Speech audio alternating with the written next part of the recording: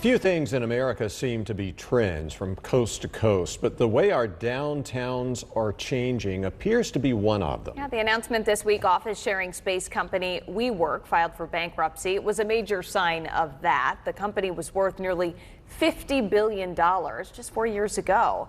But as you'll see in tonight's Buckley Report, the forces changing our downtowns have been working for years. Skylines once defined cities. Office towers were how they flexed their vibrancy muscle, but that train has left the station. The office market, as we knew it at one time, is gone. For a century, these stone and glass walls reaching toward the heavens drove a city's economy. How big is office space to most cities' downtowns? Is it the lifeblood? Well, office space used to be the lifeblood. The pandemic, of course, emptied every city's downtown offices, as these graphs show.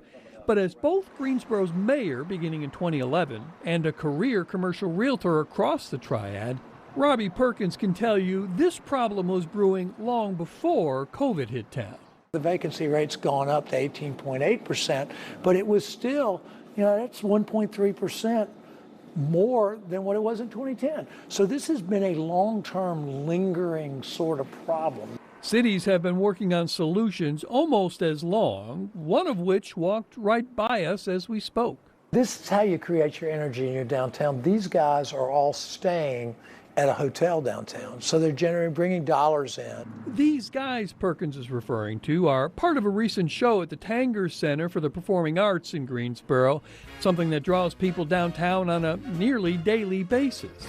Another key to a vibrant downtown is getting people to live there. By this time next year, we'll have over 5,500 people living right in the central business district here, and still continuing to build apartments. And the last time I looked at the vacancy rate was less than 5%. So it's strong interest in living downtown. All the Triad cities have seen a big increase in the number of people living downtown over the last 10 years.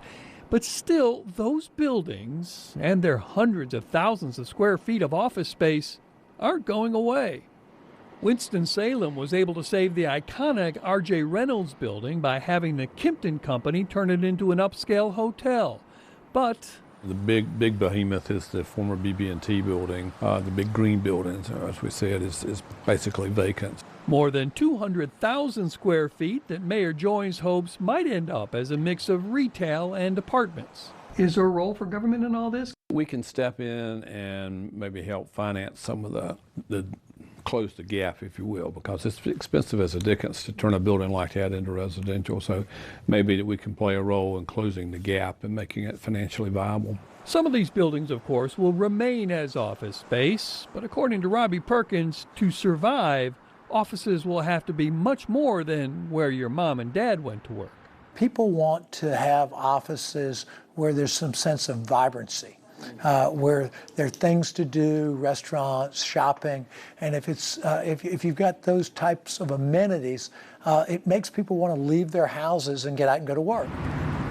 If you just stick them in a big building out on the interstate with nothing close to it, then how interesting are their lives? And Perkins points to the work of American entrepreneur Tony Hsieh, who said that when it comes to location, that's not so much about where the building is as it is where the people are in it. He didn't talk about dollars per square foot of office space. He talked about collisions per square foot. Smart people bumping off each other in a really neat and cool environment. And I think we've seen some of that in places like Revolution Mill, in the American Tobacco facility in downtown Durham. Because in the modern economy, that's where innovation comes from. Bob Buckley, Fox 8 News. Now, the latest data shows the vacancy rate across the Triad is 16%. But the good news for realtors is the prices they are getting for space is up more than 10% higher than they were getting last year. Well,